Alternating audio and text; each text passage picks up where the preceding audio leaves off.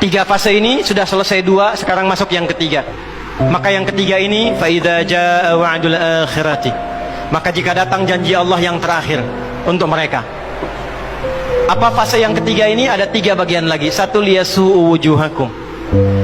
Yang kedua, waliyadkhulul masjida kama dakhaluhu awwala marrah. Yang ketiga, waliyutabbiru ma'alahu tatbira. Ya. Satu sekarang sedang diperlihatkan, liyasu'u wujuhakum.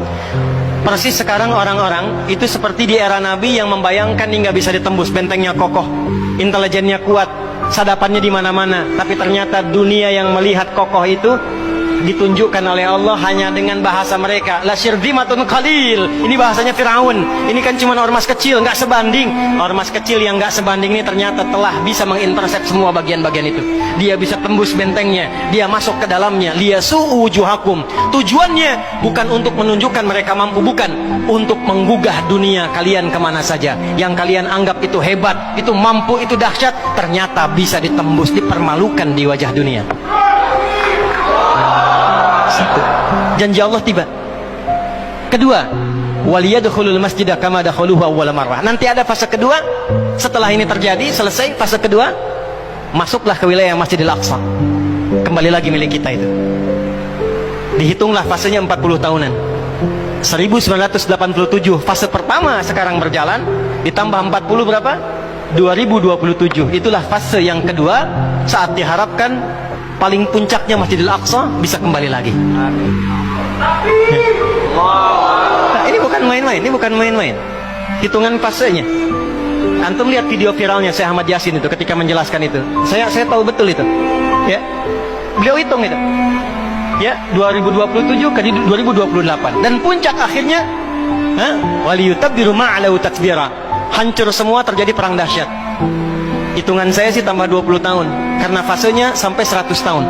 40 tambah 40 tambah 20 100. Maka 2037. Silahkan cek orang-orang yang ada menghitung di pertahanan sekarang.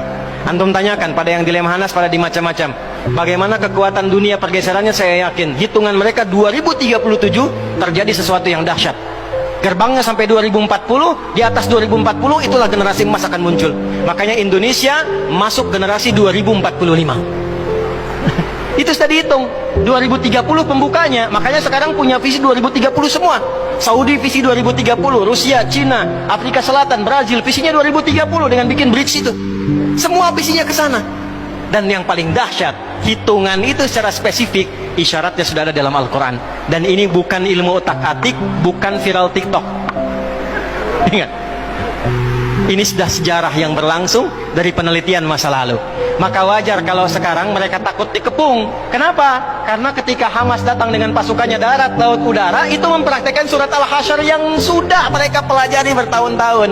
Datang lewat darat, lewat laut, lewat udara. Takut mereka semua. Maka dikontaklah kemudian kolega-koleganya. Datanglah kapal induk 2 dari Amerika, satu lagi datang, Inggris datang, kemudian Kanada datang, Jerman siapkan pasukan. Kenapa? Karena trauma dengan pengepungan.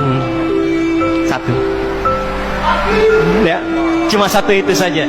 Ya, sekarang apa yang harus dilakukan? Doa yang terbaik. MUI sudah bikin fatwa, baru saya lihat fatwanya hari ini tuh. Fatwa nomor 83 tahun 2023. Kita nggak bisa berangkat ke sana, ya, jangan main-main, jangan potong-potong video saya. Nggak boleh berangkat sembarangan karena gerbang pun ditutup. Antum belum nyampe udah mati duluan. Nggak boleh keluar tanpa izin pemerintah.